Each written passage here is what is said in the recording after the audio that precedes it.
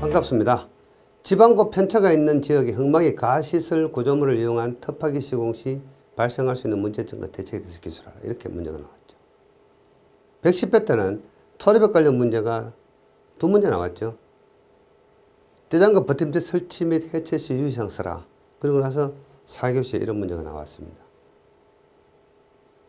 그래서 다음에 우리가 계속 공부를 하시는 분은 어떻게 해야 됩니까? 토리벽에 대해서 공부를 좀 많이 해야 되겠구나 이런 생각을 하셔야 되죠. 그래서 우리가 기출 문제를 푸는 목적은 뭡니까? 다음에 예상되는 문제를 찾아내기 위해서 기출 문제를 풀어보는 겁니다. 똑같은 문제는 안 나왔지만 이제 토리벽 관련 문제가 계속해서 좀 나오겠구나 이렇게 개념을 잡으셔야 됩니다. 문제가 좀 까다롭죠. 지방고 편차라는 어떤 생소한 단어가 나왔습니다. 그렇지만 가만히 읽어보니까 흙막이 가시설 구조물을 이용한 터파기 시공 시 발생 문제점과 대책 써라. 이것은 우리가 많이 공부를 하는 그런 내용들입니다. 그렇다면 여러분들은 이제 1, 2, 3교시까지 시험 문제를 잘 풀었습니다. 이를테면은. 그렇다고 4교시에서 이런 문제 때문에 포기할 수는 없는 거 아닙니까? 우리 일반적으로 6문제가 출제가 되면 4문제를 선정해서 쓰게 되는데, 내가 당일날 시험장에서 4교시 때 3문제는 좀 확실히 아는 문제가 있었고, 나머지 한 문제는 잘 모르겠다. 그런데 이 문제를 딱 보니까 지방과 편차가 있는 곳에 대한 어떤 개념은 잘 정리가 안 되어 있고 내가 준비가 안 되어 있었지만은 이 속에 토리벽 가시설 시공 시 문제점과 대책은 우리가 일반적으로 공부를 많이 합니다. 그러면은 포기하지 않고 그 내용을 한 문제 선정해서 여러분들이 알고 있는 토리벽 시공 시 문제점과 대책에 대해서 좀 상세하게 기술을 하면 충분히 합격권에 들어갈 수가 있습니다. 그래서 포기하시면 절대로 안 됩니다.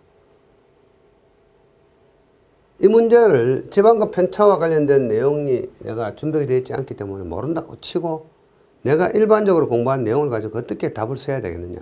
자, 그럼 여기서 제가 보통 우리가 기술서 교재에 있는 내용이나 이런 것을 가지고 이러한 흙막이 가시설 시공 시 문제점의 대책을 한번 우리가 좀 훑어볼 필요가 있겠죠. 그러한 내용으로 답을 써도 크게 문제가 되지 않습니다. 잠깐 화면을 죽이고 제가 한번 같이 여러분들하고 살펴보기로 하겠습니다.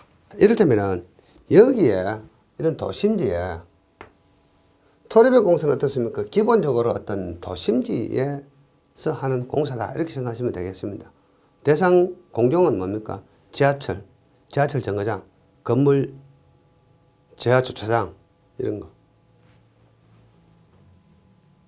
그래서 이렇게 우리가 터파기를 해서 토리벽 공사를 하고 지하에다 어떤 구조물을 하겠다 하는 이야기죠. 자, 그러면은 우리가 통상 터파기 현장은 이렇게 되어 있죠. 이 하부에 지하 매설물이 있을 수도 있습니다. 그래서 상하수도관 또 뭡니까? 도시가스 또는 뭡니까? 통신관로 그다음 또 전기 이런 것들이 지하에 존재할 수도 있겠죠. 이것을 우리는 지하 매설물이라고 이야기합니다. 또는 지하의 지작물이라고도 이야기하죠. 그러고 나서 여기에는 도로이기 때문에 당초에 도로가 이제 만약에 이렇게 구성이 되어 있다. 인도가 이렇게 있고 이것이 도로다. 도로 포장이다. 여기 그럼 자동차가 이렇게 다닐 수도 있겠죠.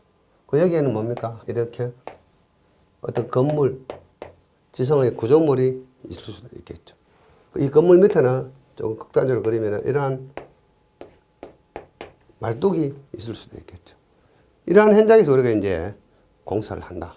그 생각하시면 되겠습니다. 자, 그러면은 토리벽 관련 우리가 어떤 기술사 교육이나 이런 거 보면은 대충 이렇게 나옵니다. 토리벽 시공 관리. 토리벽 시공 관리 내용 중에 어떤 것이 나오나 하면은 크게 보면은 조사와 시험을 한다. 이런 이야기 나옵니다. 그 다음에 설계를 한다. 이런 말이 나옵니다. 그 다음에 시공 계획을 수립한다. 이런 말이 나오고. 그 다음에 시공 관리를 한다.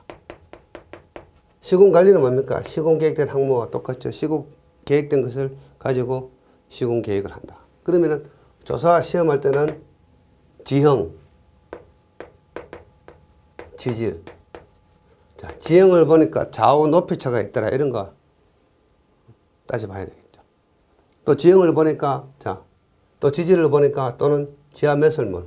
여기 지하 매설물 들어가겠습니다. 이 토질은 어떻다? 사질이다, 점토질이다, 뭐 자갈 섞인 돌이다 판단해야 되겠죠. 그럼 지형, 우측이 높다, 낮다. 그 다음에 지하 매설뿐만 아니라 지상 어떤 구조물도 판단해야 됩니다. 지상의 구조물, 오른쪽에는 고층 빌딩이 있다, 왼쪽에는 없다, 이런 거. 이를테면은 이 출제 문제처럼 한쪽이 이렇게 높다. 어떻습니까? 이 델타 H라는 높이차만큼 흙의 무게가 추가 작용이 하겠죠. 그래서 토르백이라는 이야기 뭡니까? 여기 버팀을 이렇게 치면은 양쪽에서 작용하는 이 압력 P가 동일하게, 그래서 이 버팀대가 이 압축력을 균등하게 받아야만 안정적인 구조물이 되겠죠.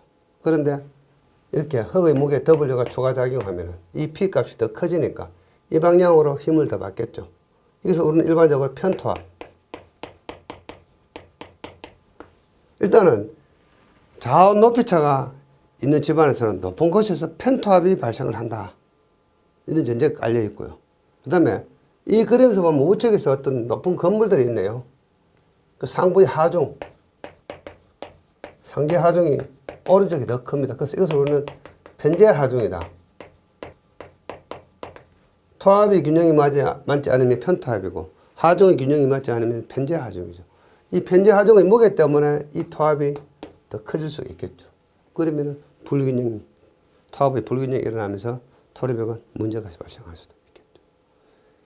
이러한 제반 사항을 설계할 때부터 검토를 한다. 자, 그러면은 설계할 때 검토할 사항은 뭡니까? 토합, 수합. 보통 우리가 토르백이나 옹백에서 토합 그러면 통상적으로 수합이 포함되어 있습니다. 그리고 여기에 지하수가 높다. 지하수가 만든 이만큼 높다고 생각하겠습니다. 높은데 텃밭이 하면서 이 토르백체가 개수성이냐 차수성이 조금 달라집니다만 일단은 이렇게 수위가 높아가지고 굴착 저면에 이렇게 수위가 형성됐을 때 이만큼 수위차 델타 H라는 수도차가 발생을 하면은 만약에 이 집안이 사질 집안이라면은 모래질 집안이라면은 이렇게 위로 올라가는 어떤 힘이 작용합니다. 물의 힘, 침투 압력이 작용하죠. 침투압. 수도차에 의한 침투압. 이 침투압에서 발생한 현상이 뭡니까? 분사 현상이죠. 분사 현상. 자, 분사 현상은 퀵샌드, 볼링을 이야기하는 거죠. 이런 것이 발생을 하고. 자, 그 다음에 여기서 토합의 불균형 때문에, 흙의 무게의 불균형 때문에 요만큼 흙의 무게는 똑같고 요만큼의 어떤 흙의 무게가 이러한 아랫방향으로 W라는 힘으로 작용하는데 이 하부의 토체가 이 왼쪽에 있는 배면의 토합 흙의 무게를 견디지 못하면은 이 흙은 위로 이렇게 올라옵니다. 그래서 우리는 뭐라고 이야기하죠? 히빙이죠. HEAVing, 히빙 현상. 그래서 설계할 때는 토합사 볼링 히빙을 검토해야 됩니다. 설계할 때 토합사 볼링 히빙을 검토한다는 이야기는 시공 중에 토합의 문제, 수합의 문제, 볼링 히빙이 발생할 문제점이 있다. 지금 자, 이 출제 문제에서 텃밭이 발생할 문제점이죠. 이때 토합은 어떻습니까? 편토합. 이제 편토합의 원인은 많이 있습니다. 가장 대표적인 이번 출제 문제처럼 좌우 집안의 높이가 다른 경우 편토합이 발생한다. 그 다음에 두 번째, 편제 하중. 상계 하중의 균형이 맞지 않을 때 편토합이 발생을 한다. 이번에 이런 문제가 나왔습니다. 지방고 차이가 있는 지역, 이런 문제 나오면 다음엔 어떻게 나오겠습니까? 편제 하중이 있는 지역, 좌우 하중이 다를 때 또는 자, 토르벽 공사 현장에서